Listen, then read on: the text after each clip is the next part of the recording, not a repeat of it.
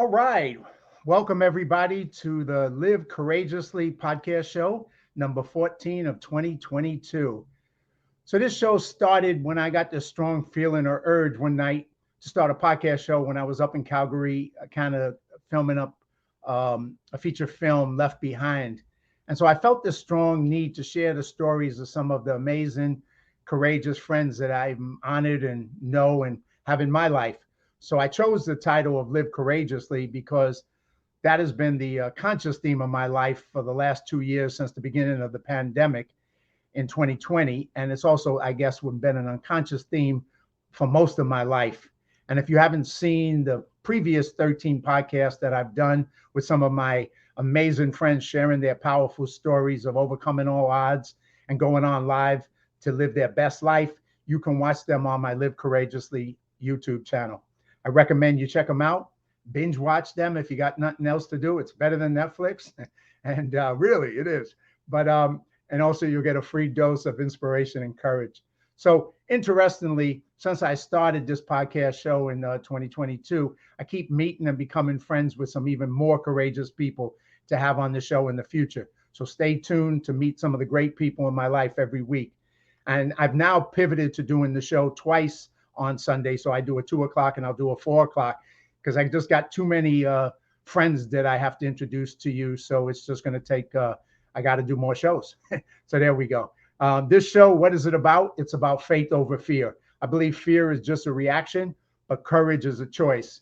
And I suggest that you need to consciously choose courage to get through life and to deal with what life may throw at you in the future. And there's many types of courages. And I'd like to share 6 types that I've come across from a post online. And those are physical courage, social courage, moral courage, emotional courage, intellectual courage, and spiritual courage. There's all different types of courage. Sometimes it's big, sometimes it's small little moments of courage that get you through the day or get you through an experience. So I just encourage everybody to adopt the spirit of courage in the face of any and all fears. And so today, let me introduce you to my guest and friend, RENEE Reich. And RENEE has cultivated and inspired individuals and teams for over a decade. You immediately feel her energy when she enters a room. And I can testify to that because when I first met her, I felt that smile, that energy, that passion that came from her. So I have to attest to that. And after over 25 years of working in corporate America, RENEE decided it was time to hang up the corporate ladder. She started her professional training and speaking as an instructor at WHW, Women Helping Women, a nonprofit organization where she donated her time helping the unemployed and underemployed find and keep their jobs. RENEE has received numerous awards over the years for bringing her teams to the #1 position. Both her years and experience in the corporate world have taught her that in order to move the bar and increase profit, you must invest in people. And that's a point I think is really, I would echo that point, invest in people. And after suffering a devastating illness that took away her voice, then a few years later, she had the loss of her best friend and then the loss of her father. And in the middle of that, RENEE decided to follow both of their examples to never give up. And she'll be sharing that story with us today. So now that legacy is how RENEE has chosen to live her life and help others, showing them that just when they feel life is closing in on them or closing in on you, there's always a way out. So today, RENEE is a 4 times #1 best-selling author of Finding Your Voice, and speaker and transformational mindset coach, and a creator of the VOICE or Voice Blueprint. She works with those suffocating in silence to find their true voice so they can express themselves with confidence and go from surviving to thriving. RENEE is a recipient of the All Woman Rock OC in California 2019 award, a recipient of All Authors Rock 2020, and a recipient of the Red Blazer of Excellence and Achievement Award, recipient of the Big Heart Global and Humanitarian Award 2021, and the Message in a Bottle Award for sharing her message of love and using her voice to educate, inspire, and empower women around the world. RENEE has also received the 2021 Humanitarian Award from All Women Rock and the 2021 WAW Honorary Award, Women Appreciating Women Hall of Fame. So I would like to, at this moment, and before I do, I just want to put up Renee's book for you to see it. This is a copy of her book, Finding Your Voice. Well, it's three copies of it, because if one ain't enough, you can buy three and share two with friends. So let me welcome my friend and our guest today, Renee. Welcome, welcome. Great to see you, Renee. John, it is literally an honor and a pleasure to be here. I know people say that all the time, but it really is. I truly am honored to be here and share our voices together today. Thank you so much for having me. Oh, absolutely. My pleasure. I usually start the show, and I'll do it like I usually do. I start the show out with two questions from my guests. And the first one is, do you remember the first time we met and where that was? Okay. Yeah, yes. It was in LA. It was, yes, it was at Ryan Long's. He had guest speakers Uh-huh. coming up. You and I were sitting at the same table, and I'm literally having a flashback right now of that, like where I was sitting and where you were sitting. I know exactly where I was sitting. You were sitting across from me, and we struck a conversation. Of course, I couldn't help but hear your accent. Like I don't have one either. By the way, I don't have Wait, one either, you mean my California accent? and mine too. My California accent as well. It takes one to know one, my friends. And Yes. and so I honed in on that as soon as we said boo to each other, and we started talking. My parents are from the East Coast. I'm from the East Coast, but you're from the South Bronx, and my parents are both from there. My dad is watching over from heaven, I'm sure, and my mom shortly after this live interview. So I'm excited about that. Yeah, I do remember with City Gala, and it was, I'm like yourself. I go through a lot. I go through a lot of different events, groups, tribes, things that I belong to, and you know, in the field of transformation and inspiration, motivation, that was something that kind of connected us. We both ended up there. And the one thing I say, and this may be true for you as well, when you attend all these things, you meet a lot of people, so many people. But there's some people you connect with, and the connection goes, and you stay in contact with because of that connection. And like I said, when I introduced you, I mean, your smile, your energy, your passion, came across, and that's something that just kind of clicked with me. And so obviously, we got to know each other. We got to then attend other events together and see each other again and again over time. So it was a pleasure. Uh, Definitely a good connect to be made in life. Thank you so much, John. Back at you. Absolutely. And I do want to say, I mentioned Ryan Long. He is no longer physically with us, but what he brought to everybody in the humanity that he brought forth and all the different events that he ran will always, it's part of his legacy, will always be a fond memory for me. And it was because of the connection that he brought us together, that he had those events, and so many other people that I had the honor and pleasure of meeting in my own journey. So I am just grateful to him for that and so much more. So Yeah, and I met a lot of great friends for life through those events as well. So yes. the next question I asked for you, Renee, is the other one is, what does living courageously mean to you? And I have a quote that I saw from you, but I just throw it at you first, and then if I need to bring that up or share that, I will. Go ahead. Okay. Uh, I do my own quotes now. Back in the day, I was taking other people's quotes. I'm like, I got my own. I'm putting my own in. I do quotes every day, inspirational and motivational quotes.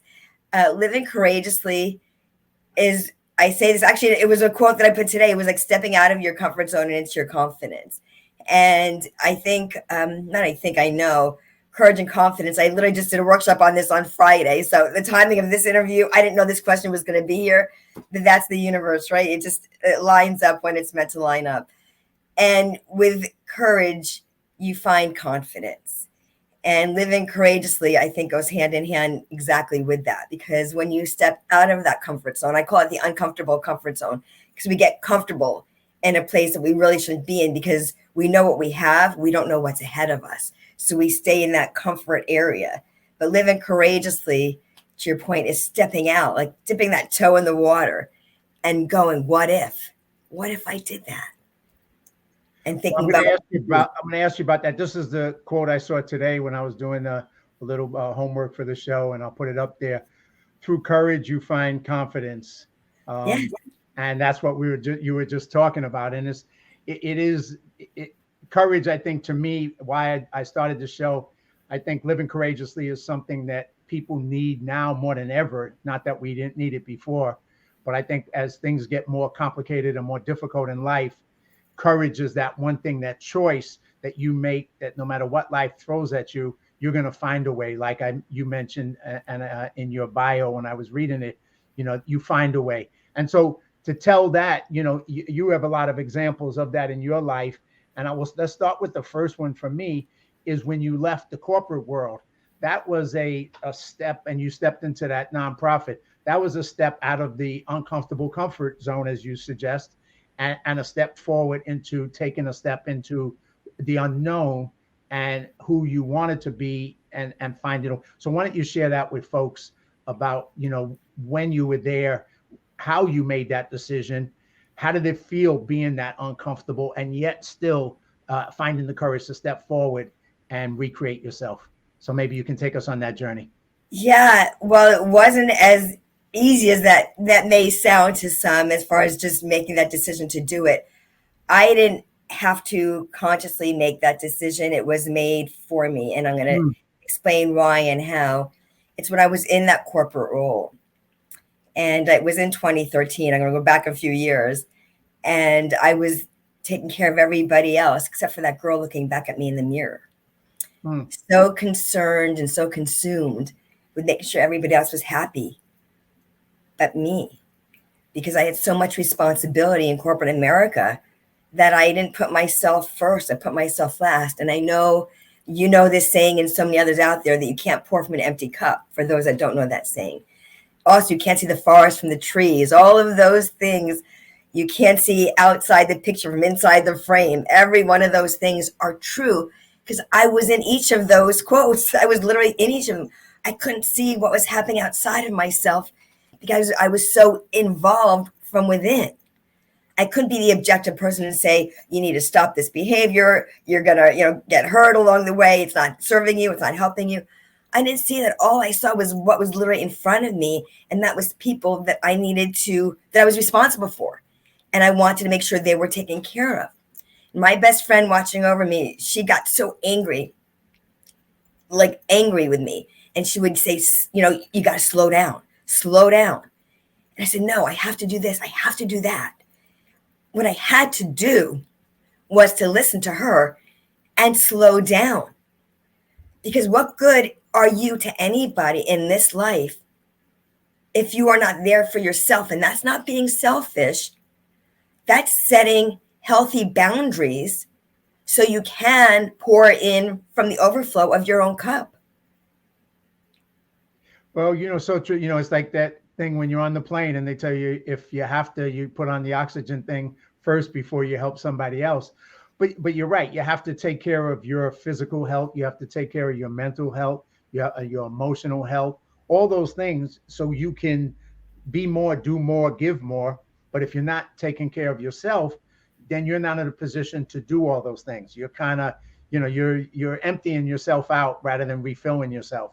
So, but like you said, you and maybe you can just explain a little deeper. You said it wasn't as easy to make that decision, and it was kind of made for you, but yet somehow, and I'd like you to kind of take us a little, and then take us into that experience when you started to work with that nonprofit and you started to help women who were in need of skills, in need of survival economically, and needed somebody to mentor them, coach them, teach them.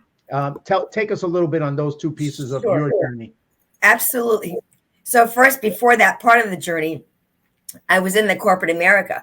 I was released in 2017 from that 25-year career, which I thought I was going to just end up there. 25 years. It's a quarter of a century of my life. I'm like, I'm not going anywhere. This is where I'm going to stay.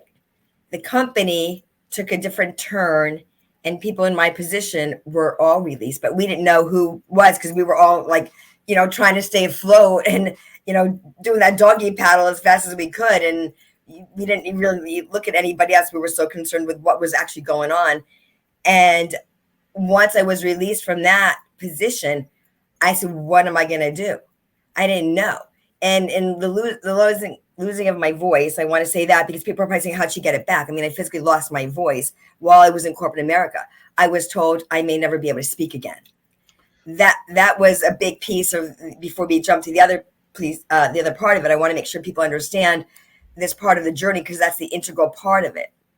So take us a little deeper on that, Renee. How did that happen? What was it? Did you ever find out? How did it take us through that losing your voice? Because you're later going to take us to the book of finding your voice. Yes. Take us through the losing your voice period and what that and how it affected you on every level. Sure. Thank you, John. So it was when I was in that part of my journey, it was the LOA at that time was not law of attraction. It was a leave of absence in corporate America. That's what LOA stood for when I was in the corporate world. Now it's law of attraction. And I was literally laying behind the four walls of heck, if I won't say, well, it wasn't pretty. And I fell into a very deep depression during that time because, as you know, John, and you said in my bio, I am like the vibrant people person. I just really I love being with people. It's like water to a plant. People are to me. I thrive when I'm with them because I love interaction and engaging with them. I was taken away from that. So I was like dehydrating from life. And it was very painful. I did have sores all over my vocal cords. And that was the physical part of the pain, the physical, emotional, and mental. Physically, because of the sores that attacked my vocal cords. And I say attack because it wasn't an attack. It was a physical attack on my vocal cords. I've never felt or experienced anything like that in my life. And doctors couldn't help me. They ended up taking 20 vials of blood in 3.5 months. Wow. And try to figure out, peel back the layers of the onion. What is wrong with her? Why can't we help her? It would have been great if they said, here, take 2 pills and call me in the morning. Let's, take this for 10 days and we'll check back and see how you're doing. That would have been wonderful. Sure. It wasn't like even gargling with salt water. That, none of that, because it was a viral infection. And as we know from this time of this interview, during the COVID crisis, that it's a viral infection. They can't just say, take 2 of these, take this for 5 to 10 days, and, we'll see how you're doing. So They kept sending me in for more blood work. I couldn't pick up the phone because I had no voice, but it was always the doctor's office saying, go for more blood work. I'm like, what more can they take from me? I was like withering away. I couldn't eat. I couldn't drink. I couldn't swallow my own stuff. So it was painful in many ways. I don't want to stay on that point. What I want to say, I want to bring the audience to that, to understand where I was to where I am now, and not to suffer in that pain, but from your struggle comes your strength. Right. From obstacles come your opportunities. And I didn't realize any of that at the time I was going through it. But I also know when you're brought through something so painful, there's a purpose, and my purpose is far greater than me. And it's to serve, as you said also in my bio, those suffocating in silence to expressing their true voice with confidence. And when you have that courage and confidence, as we're talking about, living courageously, you're able to step into a part of you didn't even know existed. Because you weren't the same person. You aren't the same person today as you were when you went through that part of your journey. Renee, all that is so true. And then the other piece of it is, like you said, you didn't know that while you were going through it. You didn't, but I think for people who are going through stuff, and people you coach and people you talk to and people we come across in life, it isn't that you get from there to the other side without its steps. Sometimes they're baby steps. They're little bits of knowledge. It's just like people are so used to being looking at social media, which I say, we see all the good on social media, all the accomplishments that we do. That's what we share, but we don't see the steps that we go through, the pain that people go through, the suffering to get from where they were to where they are now. And you go, wow, you do all this? Yeah, it looks good, doesn't it? But what about all that steps? And that I think people sometimes need to hear, because it's a little, if you're on step 1 and you're seeing people who are on step 100, it's a little depressing. How the hell do I get to step 100? I'm on step 1. Okay, John, I don't know, and I don't think you did see this, because this is again on point. My quote that I did yesterday was exactly what you're saying today. I put it in my stories and I posted it yesterday on social. It was that somebody else's REEL is not REAL of life. The real that you are seeing is not the real in reality. Right. We're seeing their highlight reel. That's right. Exactly what you said. I mean, this is we couldn't have planned this better if we tried. I know you didn't. I know you did not see this. We didn't make this. I know. But I you're know. right. That's keep going with that. I'm like, I know you didn't see because I didn't see your name on the people that saw the post. That's what I'm saying. That we're so, John. This is us. We're very aligned. It doesn't matter if we talk or see each other. When you're aligned with people, you have your tribe. It just is. It doesn't have to be a certain time or whatever. It is the right time and space. So amazing. Yeah, but it's very true that people aren't going to post all the stuff they're going through, that woe is me stuff. They want to say, hey, look at me. Look at me, follow me, look how wonderful everything is. It's like, do you have any idea the stuff that it took to get there, or the behind the scenes of maybe the struggle that they're actually going through? My friend on Twitter, and I was on a Clubhouse room with her yesterday. I popped in because I saw her and I know she was going through something. So I only did it to check in on her, and we ended up having this room together where I was moderating with her. Wasn't the intention. When you go to check in on someone, you never know what's going to happen. And she had done a poll about people's, and it was actually for women, and their biggest opportunity that they're looking for it's for business women. And I know this is for men too. And they said courage. Courage. Wow. I know. It was like 43.9 out of like 105 people responded to that poll. And she's got a huge following. I'm surprised it was only 105 that responded. Maybe it was a shorter amount of time that she did it. I don't know. But even still, the fact is, in that amount of time, 43.9, it was courage. That they're not going to say, this, I'm nervous about this, or I have a lot of trepidation around that, because you're not going to put yourself out there and say that. Nobody wants to say that. This scares the crap out of me, or I'm afraid to do this because I don't know what people are going to think or say or judge or fill in the blank about me, and then you're afraid to say it.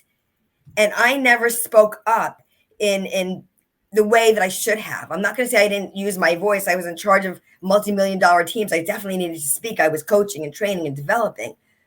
But I was for them, not for the person who needed it to grow myself in the way that I needed to grow in another way. Yes, I was managing and directing and doing everything I needed for the teams as well as corporate. In the corporate world, I was helping them. So I did all those things I was supposed to do. And what you need to do is sometimes take a step back so you can propel further in life. And something I'm going to say that I don't talk about very often, I'm actually sharing this on my page. I didn't share the very beginning because I was trying to find it on my page, that hopefully people can go back to the very beginning of this. And I was actually bullied in school. I don't think you even know about this. No. And yeah, I was quite young, and it was probably junior high school area. And junior high school time, I'm thinking that was around the age I was at. And it was a very tough time. I'm going to say the reason I'm bringing that up, because this is about living courageously, and I'm talking about finding your voice. I didn't speak up then. I didn't speak up when I was bullied. I was pushed in the hall. I was kicked under the desk. It wasn't fun at all. Nothing about it. It sent me to a not a good time. And why didn't I speak up about it? Why didn't I say anything?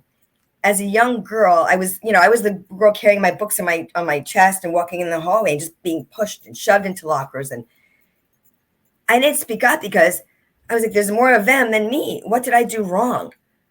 I even went back in my memory and what did I do wrong? It was nothing. There's there's bullies in school. Sure. Guys, girls, whatever, they're bullies. That's how they were trying to gain their own confidence. That's their own journey. That's not the way you live and you gain confidence in life, by pushing others around, whether it's verbally or physically. That's not the way to make yourself puffed up and feel better. Mm-hmm. And that wherever those people are now, I don't know where they're at. They're not in my life right now, thank goodness. But I go back in my mind and think, about this and finding my voice. I think losing it was when I was a young girl, when I didn't speak up then. And then, in the corporate world, when I didn't speak up when I was supposed to speak up, I was always that people pleaser, wanting to make everybody else happy. And I didn't care that maybe I wasn't as happy, but somebody else was. That's not the way to live life. That's not living courageously. That's not speaking your voice or setting boundaries. So for you, Renee, you had that period where you experienced loss of your voice, loss of your friend, loss of your father. So you experienced loss, and then in it, you mentioned about how you modeled them to get through and not give up and not. So share that, because we're talking about somebody at step one in a way that maybe not step one, but you were at a step where you had loss, physical loss, emotional loss, friends and family loss. Yes. And yet you had to step forward, and that took courage to step forward. And it wasn't an easy, and you didn't have to. Some people don't, unfortunately. Some people retreat and go back into, and their life becomes limited, and they go into that and they stay in that place because they don't have the ability to, or make the choice to go forward, even though it hurts, even though they're in pain, even though they don't know what to do. It's like, I don't know what to do, but I'm going to go forward anyway. So tell us your experience, your lessons. And I know you share that when you speak and you write, but share it with our audience a little bit. Something I want to add to that. My mom and I were, again, you didn't know this. You were not here yesterday. I know you weren't here. My mom and I were having this conversation last night about this. Amazing, John. Your questions are like so incredibly on point. And it was about the courage, and in finding that, the courage and the confidence. We're talking about having the courage first, and that helping you gain the confidence in stepping into the things that you think you can't do. That quote from Eleanor Roosevelt, which I actually had put in my book, and I'm going to actually read it. We're going to share about that in a minute and answering your question. And sure. It was, hold on, I want to get it because I want to get it right. It is, you gain strength, courage, and confidence by every experience in which you really stop to look fear in the face. You must do the thing you think you cannot do. So what I will say, and you asked the question about my dad and my best friend and where I was at with that, the courage, it was somebody else, my best friend, really believing in me and being there for me when I was taken out of society. I was literally taken away. I was locked away for about 4 months because I was told you are no longer allowed to be with the public because I was so contagious. She used to come up my stairs with a mask on. Again, pre-COVID, she got it. She knew I was so contagious. She also knew that I wasn't taking care of myself. She also knew that I wasn't going to be okay if somebody didn't come and help me because she knew me. And so she would come and deliver food to me and things she thought I could try to muster down. I could barely swallow my own saliva, but she knew I needed help.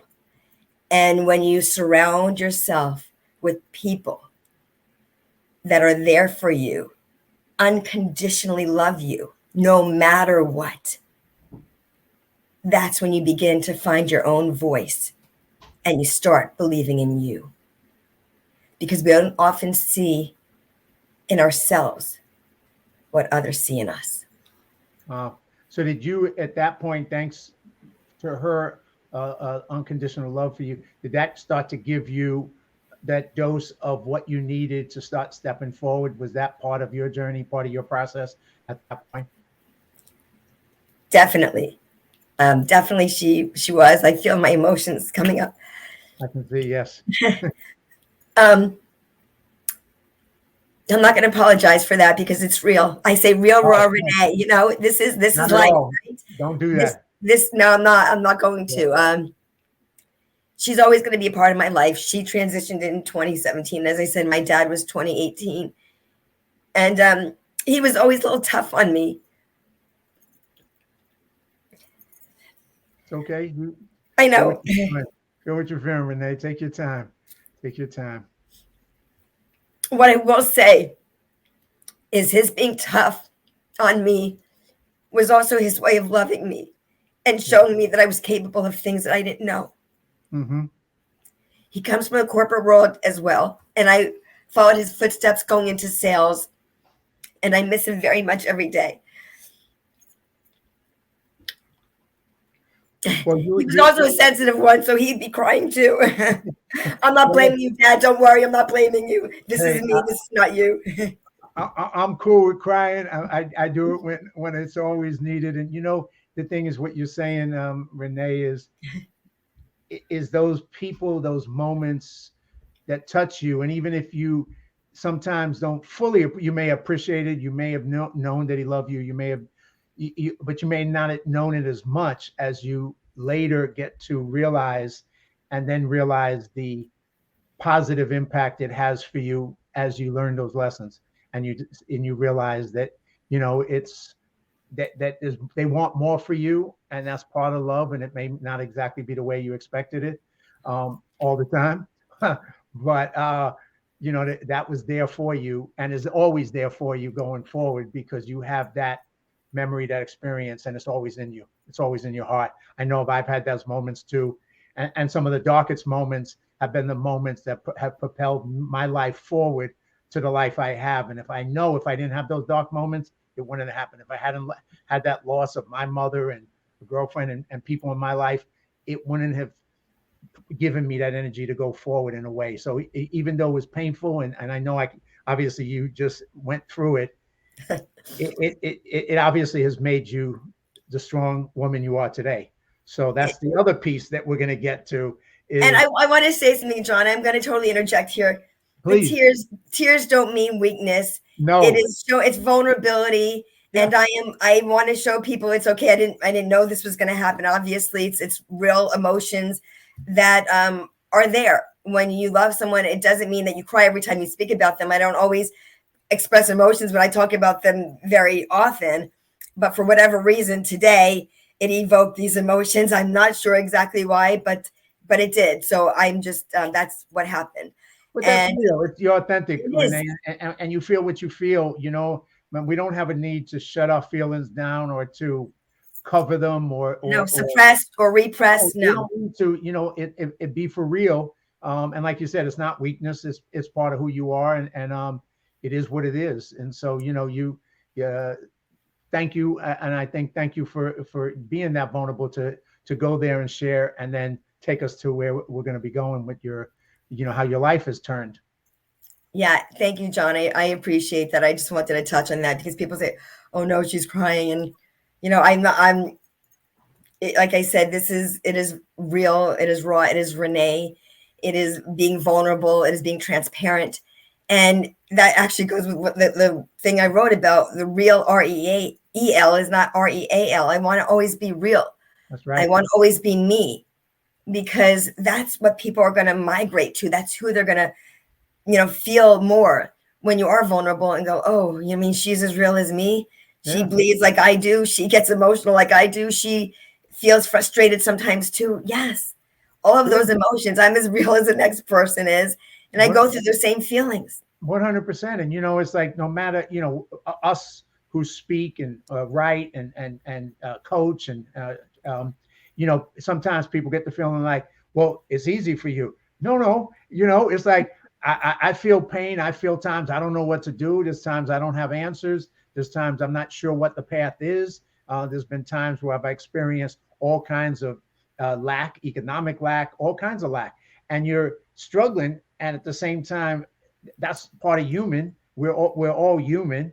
I mean, there's a song that somebody had out there. I don't even know who it was, but I'm only human. And I love the song because at the end of the day, it's like, no matter how strong we are, we're still human, and we still have weaknesses, and we still have moments of weakness, and that's okay. That's part of being who we are as humans, and it's okay to share that too, and not be, hey, look at me, I'm perfect, I don't got no flaws. Well, that ain't me. That ain't, it ain't me either. It ain't me either. We're doing the best we can. And just real quick, I'm going to take you to the next thing. There's a couple of friends on here, Ken, Dave, Dennis, and Nick. Welcome, and thank you for being part of this and listening to Renee share this, her powerful, from having no voice and losing her voice to find your voice, and her book. So take us forward. We have a little more time. I want to, obviously, we went through the beginning of the journey, the pain of the journey, but then there's the transformation that occurred, and that transformation that you went through that you now share, at both as a speaker, as a coach, as an author. Take us through that. in whichever form you want, Renee. Just take us through that, so we can get people to understand what's possible for them if they find their voice, like your book suggests. Thank you so much. John, it's information is cheap. The transformation and the action is what really makes it happen. Mm. And it was following that, I say the popcorn trail, the journey, and coming through it. It was something that needs to be said, is that it was in losing my voice. That was the beginning of finding my voice. Mm. Say that one more time. That's a great metaphor and a great way of looking at it. It was in losing my voice. That was the beginning of the journey in finding my voice. Very cool. I believe that the physical loss of my voice manifested from the metaphoric loss of my voice in life. Mm-hmm. The people pleasing, the fear of judgment, the limiting beliefs, looking for outside validation for inner self-worth. All of those things, I believe, came to fruition while I was running through life. My dad used to say, stop and smell the flowers. I have rose bushes out front. One day before I was going to work in my corporate job, while he was still here, I remember him saying it. I ran to the bushes, the rose bushes, and I remember saying, okay, Dad, I'm stopping to smell the flowers. I'm like, I knew that wasn't what he meant. But it was like my best friend too. Sure. Slow down, Renee, slow down. I have to do this. I always had to do something, the next thing. Right. But you can't. You've got, we all have the same 24 hours in a day. I don't care if you're Elon Musk or whoever you are. You all have, each of us has the same 24 hours. I don't know why I picked him, but somebody that's out there in a big way. Yeah. But, it's maybe somebody that doesn't slow down enough. Maybe somebody, yeah, Elon, if you're listening to this, but it's somebody who really, we all need to take that time selfishly, not selfishly, and it's setting the healthy boundaries. We don't always know. There's not a playbook. When I remember back in the day, I'm dating myself, the Dr. Spock book. When you're bored, there's this Dr. Spock book. Yeah, I'm not talking about Star Wars or any of those shows, but it was a book that for rearing children, and you go through it. There's not this playbook because everybody and everybody's body is different. We respond and we react to things differently, to people, to everything, to stimuli. All of us, we're our own person. People always say, what makes you unique? You know what? I'm going to say me, my own experiences in life. It's through your experiences you find courage, which builds the confidence. And you said, a couple of notes with that, both the uniqueness of you, and, it ain't just the words, but it's the action that you need to take. So talk about you, Renee. What was the action that did you learn to slow down a little bit? I know that's not easy because we're, but were you able to keep work or continue to keep working on that? Because it isn't like necessarily you solve it and then it's over for a lifetime. But no. So what was that process for you? Did you find a way to take that action, not just know what you needed to do because people were telling you and you were telling you, but you actually found a way to do it? Tell us a little bit about the steps. Yeah. So it was slow going because I was still in corporate while I got my voice back. And when I went back to that job, then I made promises to everybody under the sun.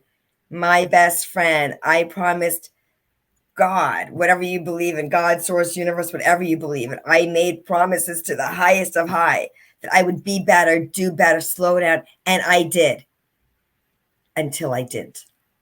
Right. And one of the chapters in my book is called Old Habits Die Hard. We go back to the, you touched on earlier. And we go back to our ways that we know the brain, goes to it wants to protect us. It wants to keep us safe. So we stay, you actually said we kind of retract. We go backwards into this is safe. I don't want to dip my toe in. I don't know what's going to happen. I'm afraid that fear, that false evidence appearing real because of something that we did that didn't go as we wanted. And we kind of go back into that chrysalis stage of a butterfly.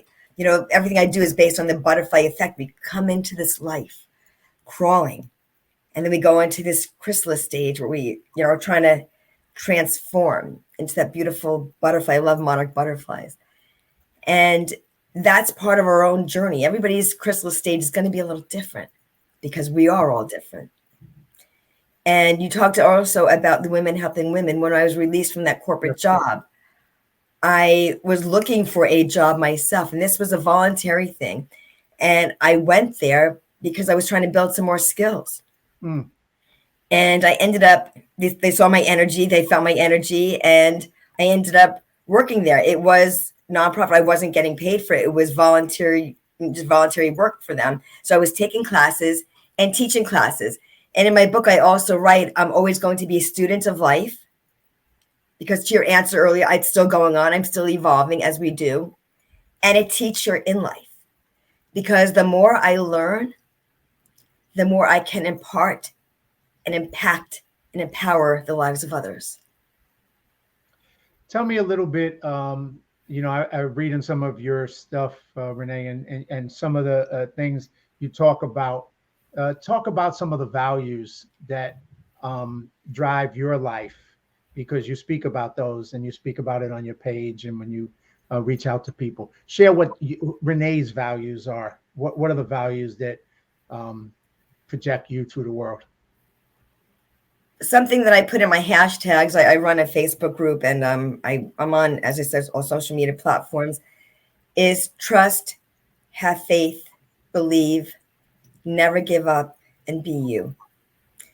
And those are values I live by. Don't try to be somebody else. This life is about you.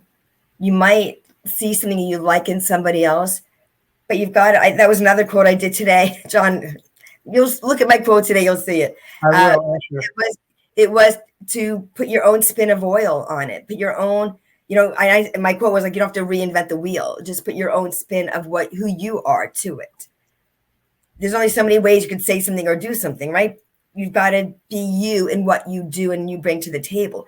That's going to be the authenticity of it. It's going to be you. And when you're yourself and you have to worry about what people say or think, they're not spending as much time on you as you think they are. They're involved in their own life, but we all think that all eyes are on us. And oh my gosh, what's going to happen? Well, do what you want to do. You know, that's so true. You say that, because it's like, you know, too many times people get caught up thinking that everybody's paying attention to what you do, what you say, and most people are too busy paying attention to themselves, as they should. You know, it's like, as a speaker, it's the same thing. When you get up, when I was a kid, I was as a teenager, I was so shy to speak in front of 5 people. I would stutter because that's how shy I was.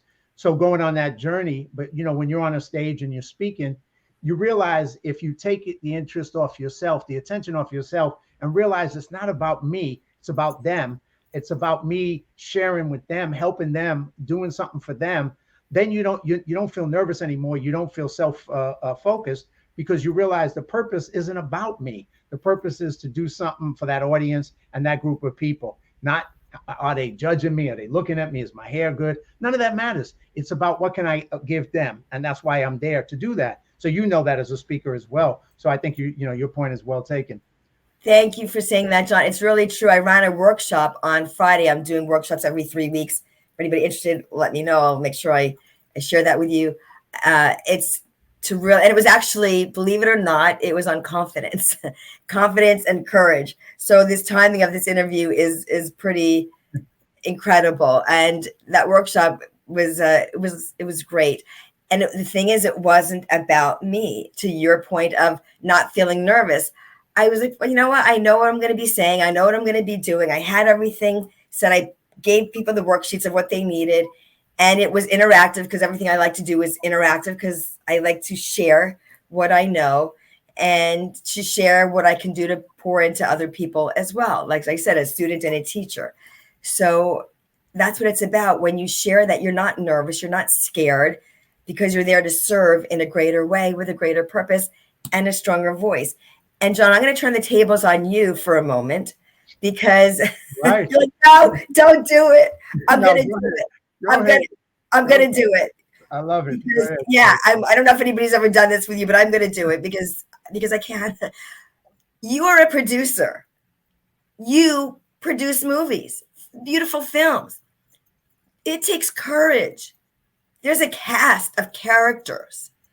There's a whole movie. You People could say that again. There is a yeah, cast. characters in many ways. Yes, in Yes. many ways. Yeah, the actors and actresses, yes, that portray characters.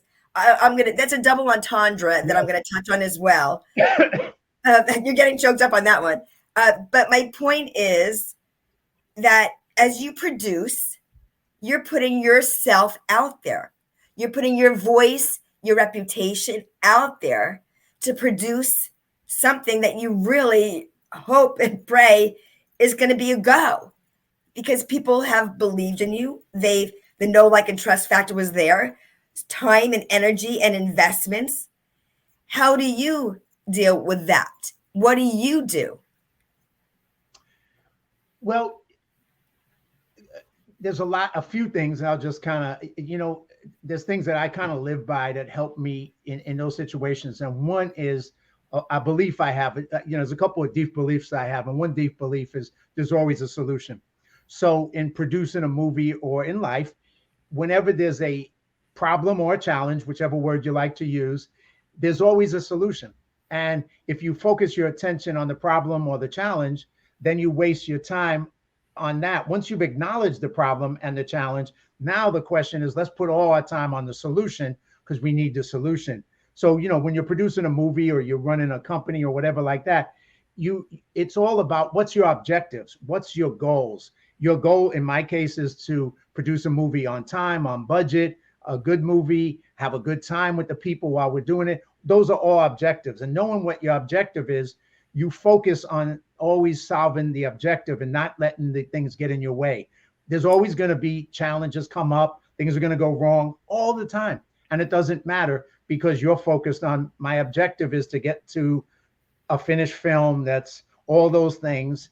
And so my goal is to be a leader in that process and to help other people as a leader to show them the way. So when people are freaking out, I got to be calm. When people are like going, this is impossible, I got to say, no, it's possible. So I have to be the voice of the objective, the voice of the solution, while maybe, in those moments, their weaknesses are coming out. And I can acknowledge that. But my goal is to not feed into it or not to participate in it because I have a bigger purpose. And my purpose is to achieve my objective. And that's what I do. I love it. Absolutely. And that is part of finding your voice and using your voice. And when you said when people are freaking out, what do? You've got to, be the calm in the storm. That's right. And I spoke about the cast of characters. Oh, yeah. This is the double entendre that I was speaking about. We have a cast of characters. We are the main character in our own life. If you could step out of yourself from an objective standpoint, it's not always easy. I can say that because I don't always find it easy for myself personally. And say, okay, what do I need to do and who do I need to be so I can become the person who I want to show up as? And I don't mean showing up in the REEL. I mean the real you, who you want to be and what steps you need to take and what information you need. Knowledge is power, but when you act on that knowledge, that is the empowerment part of it. Yeah, and it really is that action because whatever field it is, if you can read 400 diet books, but if you don't do certain things, you won't lose weight. You can read 400 exercise or health books, but if you don't take action, you won't get healthy. It's always about, you need some information, you need some knowledge, you need those things. But then if you don't take it and apply it and keep applying it and learn what you're doing, what's working, what's not working, shift, pivot, find another way, you're not going to get to the objective because you're going to get trapped up in your head with a lot of information, and information isn't results. Information is just information. Absolutely. And inaction is also an action. Yes. You got to take action and you got to take that and put it into action. And every time you do, You may not get your goal instantly, never get it instantly, but you'll take a step in the right direction because you took that action. You know, if you're afraid of speaking and you go take a class on speaking, if you're afraid of getting outside your comfort zone and you take one of your coaching sessions, that person now has taken a step on the path to getting to where they want to be. It ain't going to happen overnight. They're going to have to take a lot more steps. They're going to have to take a lot more action. And there's going to be times they're going to doubt themselves. And there's going to be times they're going to want to quit and go, I don't want to do this. But if you don't quit and you keep going forward, you get there. But if you quit, you'll never get there. It's that simple. And that's kind of, I'm sure that's a little bit of some of the stuff you know, from when I see your stuff, you know, you bring to your audience and the people that you coach and teach. So Absolutely. Tell me a little bit about, take a little further with it from me. Yeah. And that is absolutely what I coach, what I teach. I love speaking, whether it's in a corporation, because I come from corporate America, and it's about taking the inspired action and to be that leader. When, you know, leaders, they develop leaders. You can't just lead. It's not just about leading yourself. It's about leading others and teaching them and being there. When I was in corporate America, I made sure that I was with my team, with the people on the floor, to develop them and to find where their opportunities are, to take their strengths and to use it to help them in the way that they needed to help catapult them with their opportunities in each area. So that is something that really supported them. And I love doing speaking engagements and interviews because it's about sharing our voices that we can impact others in a great way. And I also wanted to mention in my book, because we've been talking about it so much. So you saw it in the beginning, John showed it. It's called Finding Your Voice, Unlock Your Chains and Unleash Your Greatness. There it is. Beautiful, John. Yes. That is Newport Beach, California. That is not doctored up in any way. I was literally there on Newport Beach. I took that dress out a couple of days before. And I keep saying, thankfully, that wave crashed behind me rather than on top of me, because that picture would have looked way different. Yes, it would have been a completely different picture. So I'm grateful that I had somebody there that I walked up to a stranger incidentally on that. And I said, I wrote a book. I need some pictures. Can you help me? And he said, yes. So that's how that picture happened. It was many pictures and I chose one. So it was great. In the book, it's really like a journal within a book. They're short chapters. I chose 11 for the divine number of 11 for those spiritual people out there. And it's an 83-page book, which 83 is 11. Again, I couldn't plan that if I tried. But what I did in the book, after each chapter, I have what's called a takeaway section. I'm going to show if I can do that. Yep, there we go. It's available on Amazon. So it's on, it's available on Amazon. There we go. And there we go. It's the takeaway section. So I leave like 3 to 4 line pages. Why do I do that? It's not to fill up all of them at the first time you go through this. It's when you pick up the book, whether it's a week later or you do it each night, you pick up a different exercise after you read the book. And you see where you are at the first point you answered the question and where you are now. There's a gal that I just recently met on a Zoom call, and I didn't even know who she was. She said, Renee, somebody recommended your book to me. And I said, well, that's great. She said, I have so many books at home. She goes, yours is on my nightstand, and I do an exercise each night. And that has helped me so much in my own journey. I said, that's fantastic. You don't know how what you've done is going to impact somebody else's life. So my point with this book is that you can go back to those exercises and see what date. Today's 8/28 when we're doing this interview, August 28th, 2022. Where were you when you answered that question on this date? 3 months later, a week later, 4 months, 6 months, a year later. Whenever you choose to go back, you can see, oh my goodness, I was at this part of my life, this part of my journey when I first answered this. Because we never give ourselves enough credit from how far we've come. We just look at those REELs of other people and say, oh, I'm never going to be able to do that. Oh, I'm not that person. How am I going to ever achieve that? That just brings you back to the not good enough. That brings you back to, I'm never going to be able to do that. That brings you back to not living courageously. So stop the scrolling, stop the self-talk, which is negative, and be who you are. That's one of the biggest values. Be you. Absolutely. Just want to shout out to Erin, who's a friend of yours and ours online. Erin saying hi to you. She said, hello, beautiful Renee. Thank you, Erin. And a friend, David of mine, Greenberg. Hi, David. Now, the other thing that you talk about, and I just kind of want to reiterate, echo it, is like you talk about always be learning, that you're learning. And I think that's something, I've done close to maybe 50 movies. And, I always say every movie I do, I learn a lot again.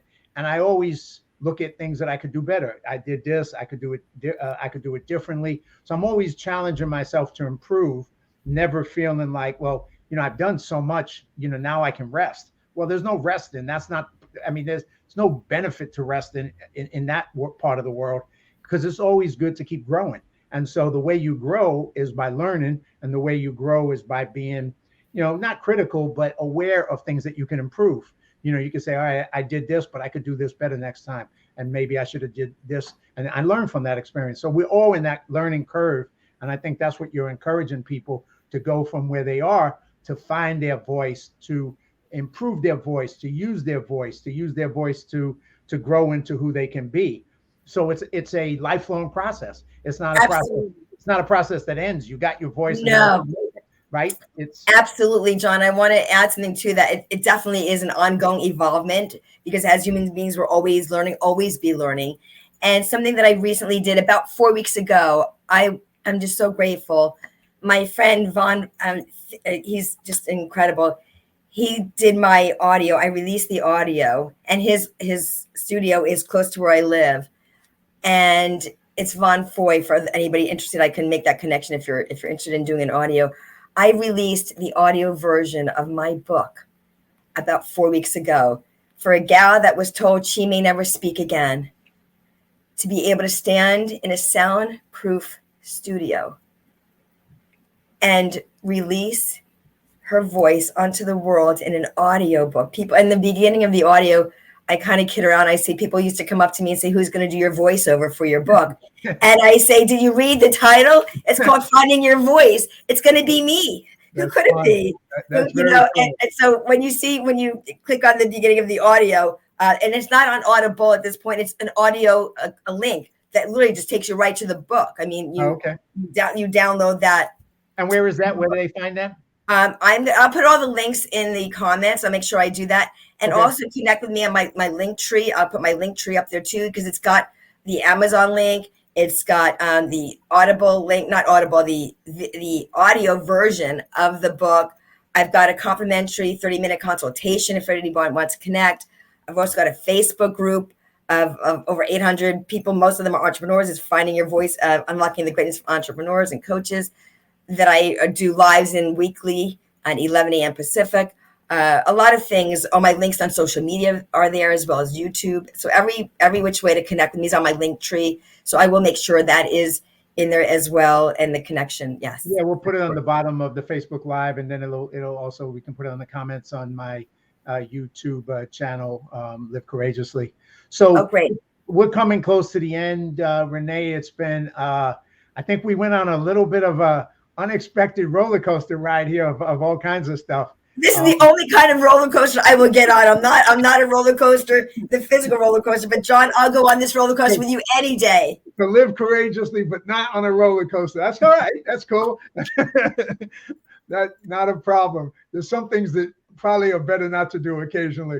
But to wrap up, thank you, Renee. Thank you so much for sharing your story, your journey of losing your voice and finding your voice, and all the stuff that you encourage people and encourage them to find their voice, John, being that voice for others. But I want you to wrap it up, because I want you to share whatever you need to say. A couple of people are just saying, thank you, Renee. You're awesome. Renee is delightful. Dave said, Nick said, but I want to let you take the wrap up of this, and then I'll wrap up the show at the end. Well, John, first of all, a heartfelt, gracious, and grateful thank you for having me on your show. As soon as I had popped into the one you were doing a few weeks ago, I'm like, I want to be on your show. I know you. I got your message, your cell. I'm like, I'm messaging you. I knew this was going to be powerful and power-filled, and something that we both have used, the word encourage. The word encourage has encourage. It is encourage. With encourage, you find the strength. You find that resilience. You find that belief. The word believe has the word L-I-E in it. It's lies that we tell ourselves. But I want you to change that story. Flip the switch.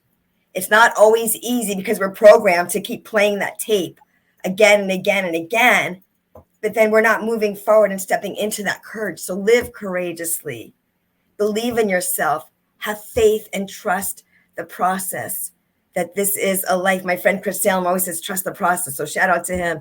But it is trusting, trust, have faith and believe, and never give up, and always be you. So thank you so much for having me on your show. And as you say in LA in your movies, that's a wrap.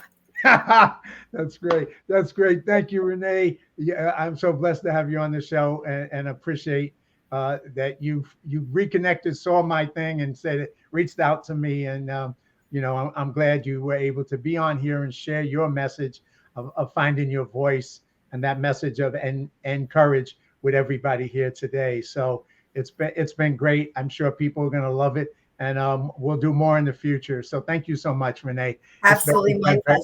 Very cool. Best love. Take care. And thank you, everybody, for watching this another episode of Live Courageously. As you can see, I've been one of the things I say, and the reason I did this show is to encourage everybody to be courageous. And Renee just took you through her experience in her life, and what a powerful story of the courage that she has and continues to inspire others with. I just feel blessed that I say I'm one of the richest men on the planet, and not financially, that's for sure, but I am in the amount of people who are like Renee and courageous folks that have been I've been blessed to have in my life, and that I bring onto the show every week, and I keep meeting all the time. And it's just, I'm going to need a couple more lifetimes to be able to get all the people I know on this show, that's for sure. So anyway, thank you, everybody.